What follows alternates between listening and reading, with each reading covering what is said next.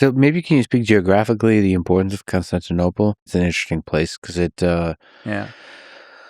when you're talking about a land so large as the West and the East, with enemies, with threats from all kinds of different directions, the location where the emperor sits is important. Very. So look at Rome, right? So it's right in the middle of Italy, right in the middle of the Mediterranean.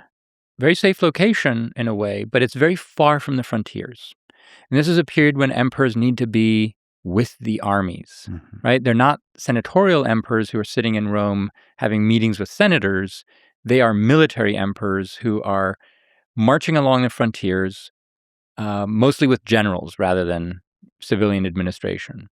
So they're doing their job.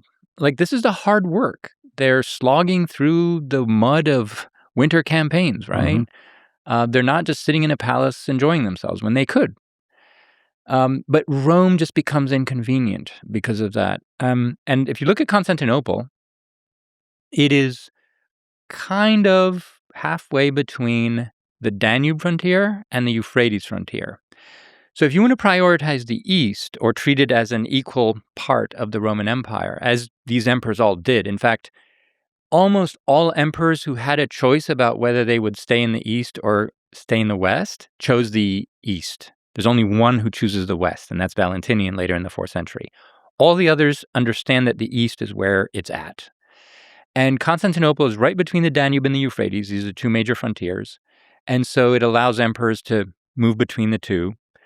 And also look at its location north, south, east, west, right? So north, south, it is the node between the Black Sea and the Mediterranean, right?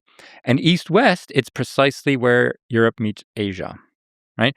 And because there's a break there, so there's the Bosporus, the Sea of Marmara, the Hellespont, the Roman Empire during the civil wars, it would tend to break there.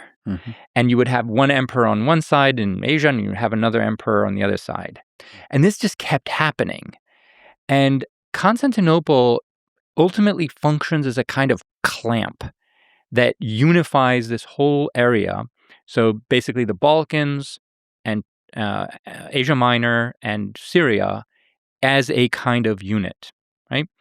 And, what is a new Rome? A new Rome is, among other things, a new Senate, right?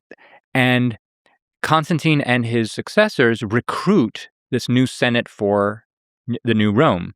So we're talking about maybe 2,500, 3,000 men, at its peak.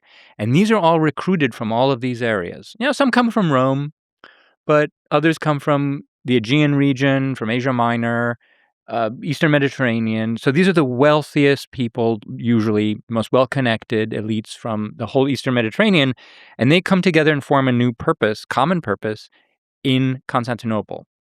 And the empire never breaks there again, right? So it holds together this part of the world. The breaking point now, interestingly, moves to the Adriatic, right? So when in 395 we talked about East and West kind of splitting, it breaks at the Adriatic, because Constantinople is now holding that whole Eastern world together. Because all of these elites, they're invested in it. They're literally investing in it. They have to invest in it in order to be senators in Constantinople. So that's kind of one of the functions that it performs. A strategic function, there's a political function. There's also a cultural one, but we can talk about that too.